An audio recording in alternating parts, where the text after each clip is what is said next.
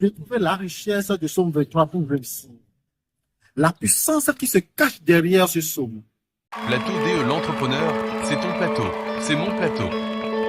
La chaîne qui vous instruit sur la réussite professionnelle, l'entrepreneuriat, les conseils stratégiques, le développement personnel, motivation, les interviews et les débats. Salut très cher entrepreneur, je suis un entrepreneur, tu es un entrepreneur. Ici encore sur la chaîne Le Plateau de l'entrepreneur.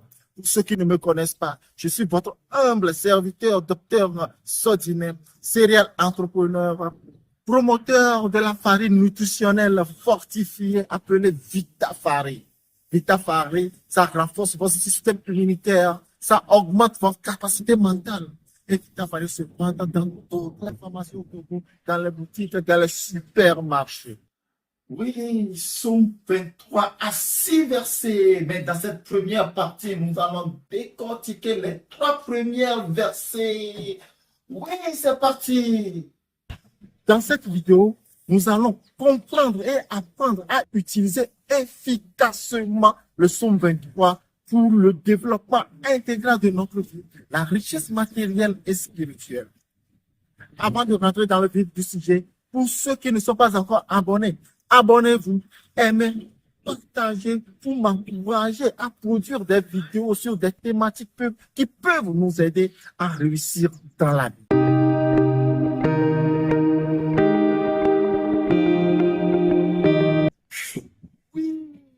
Le Somme 23 est composé de 6 versets et nous allons découvrir tous les 6 versets. Nous allons les décortiquer un à un.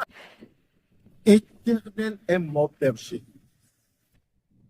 Éternel est mon berger est une phrase qui évoque une intimité, une confiance entre une personne et Dieu.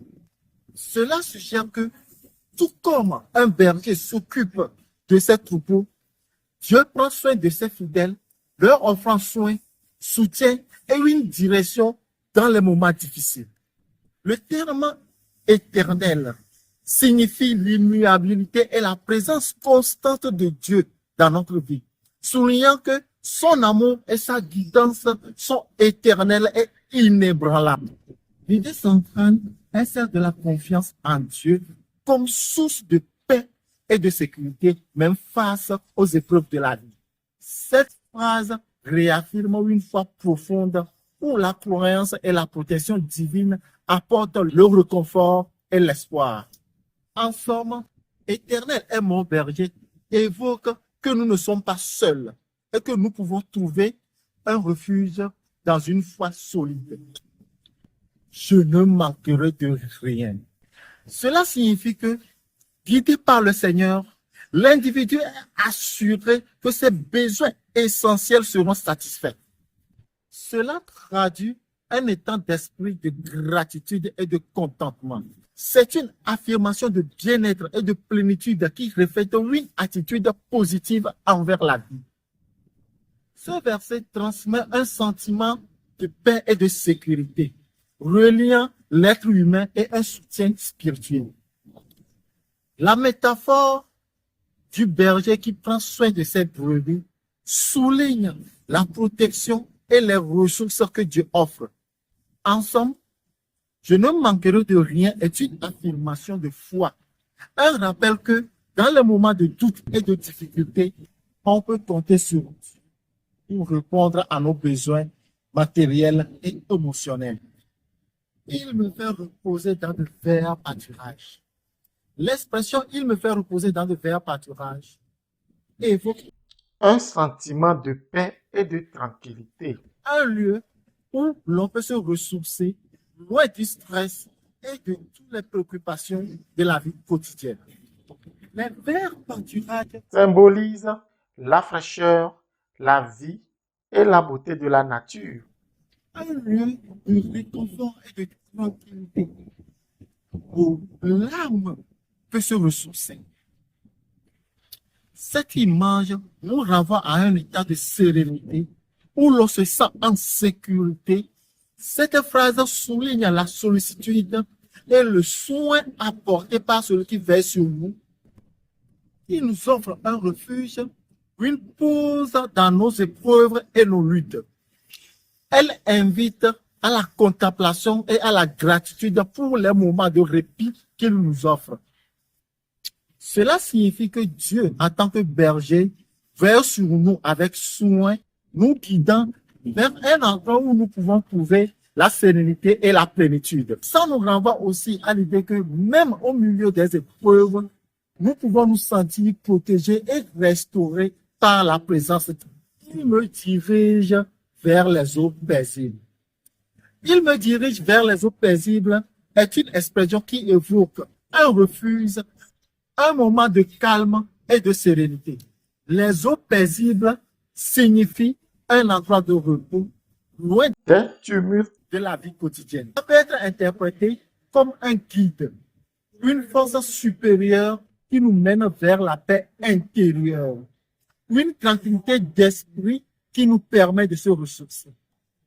Dans un sens plus spirituel, cette phrase peut également faire référence à un état d'harmonie où nos pensées et nos émotions se stabilisent.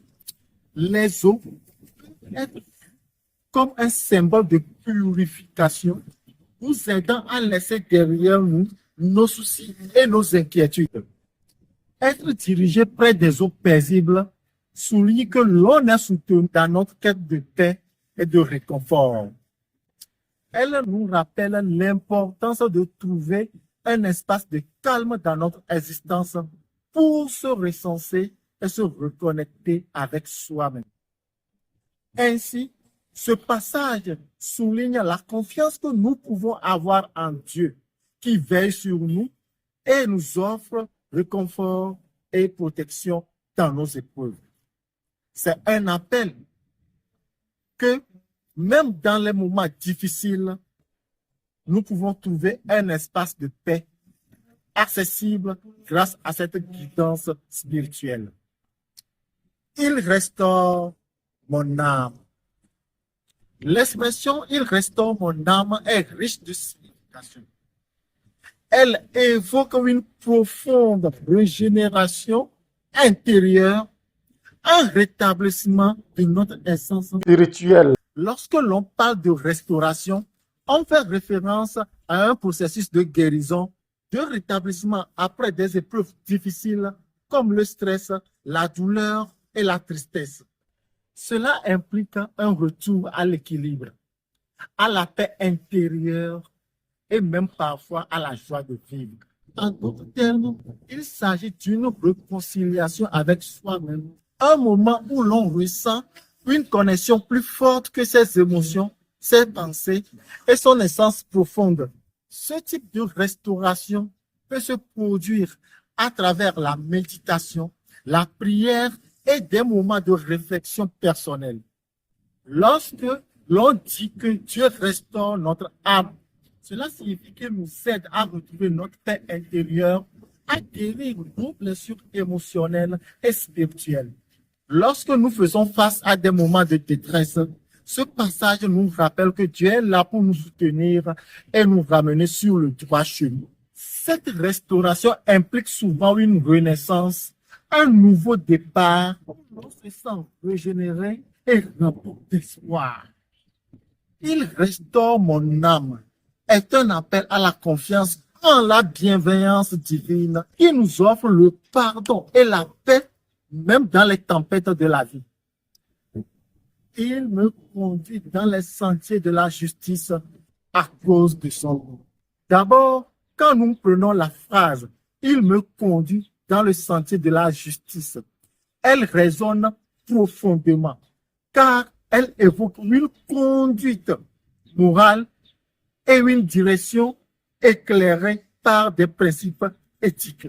Lorsque l'on parle de la justice, on a d'abord des termes de vérité, d'équité et de droits fondamentaux. Cela signifie celui qui sauve, celui qui guide. L'importance de l'identité divine, c'est en raison de la nature même de Dieu, de sa sainteté et de ses promesses, celle d'un accompagnement vers le bien, d'un chemin où la lumière de la vérité éclaire chaque pas. Suivre une telle voie, c'est de s'engager à respecter les valeurs qui élèvent l'humanité. Chaque pas fait dans cette direction est un acte de foi, un témoignage de la quête d'un monde meilleur. La justice n'est pas seulement une notion abstraite, mais un chemin à parcourir, un art de vivre en harmonie avec autrui. Cela nous rappelle que nos actions individuelles peuvent bien faire écho au-delà de nous-mêmes. Les sentiers de la justice signifient les voies justes et droites que Dieu souhaite que nous suivions. Cela signifie un chemin moral, une direction à prendre bien en accord avec les valeurs de vérité et d'éthique. En suivant ces sentiers, nous trouvons non seulement la paix intérieure, mais aussi la justice dans nos actions au quotidien. Chaque pas sur ce chemin est une affirmation de notre foi et une réponse à un appel divin. Ainsi, ce verset nous encourage à chercher activement la vérité et à nous engager sur la voie du bien. Nous voici à la fin de cette vidéo. Pour tous ceux qui ne sont pas encore abonnés, abonnez-vous, aimez, partagez et dites-moi en commentaire ce que vous avez remarqué et dites-moi des choses pour que je puisse vous produire des vidéos sur des thématiques qui vous aider encore à réussir plus. Merci beaucoup, chers récipreneurs. Je suis un récipreneur, tu es un récipreneur. Merci beaucoup. À nous revoir à la prochaine.